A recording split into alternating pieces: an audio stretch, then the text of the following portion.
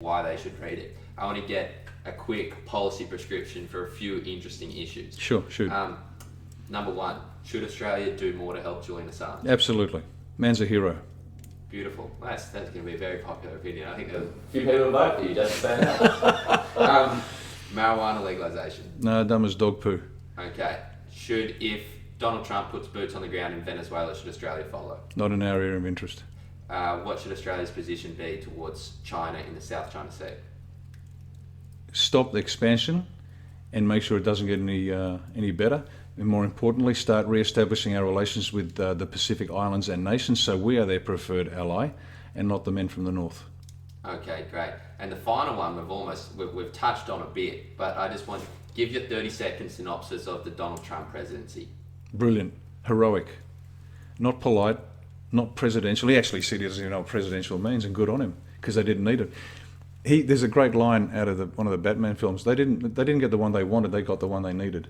There's no other man in history that could have done what he did, because he is exactly what he is. And the more they said he was wrong, the more I knew he was right. In fact, we made a few $1,000. We put a lazy 1,000 down on him being elected, and we got it because we knew it was going to happen, because this was his time and place.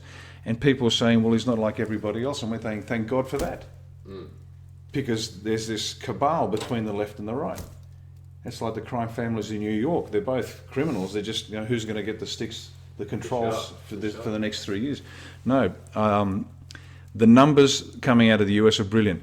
Hispanic employment up, black employment up, food stamps down, all the economic indicators in a real practical human sense, quite apart from the stock market and the NASDAQ, which are going through the roof, but those hard human things, he's doing brilliantly. But you won't know that in Australia, because those that listen to the ABC, all they know is orange man bad, orange man bad, orange man bad. And when you ask them why, their heads explode. Well, it is absolutely true that, Donald Trump now, as far as I'm aware, is at a 50 or 51% approval rating. Yeah, he's over 50%. Which is absolutely fantastic.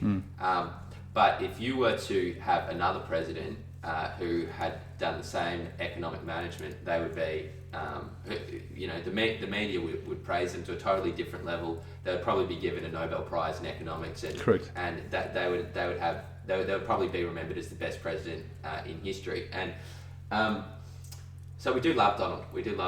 I don't know how well he'd fit in the Conservative Party in terms of his personal morality, but I think his policies would kind of line up to some extent.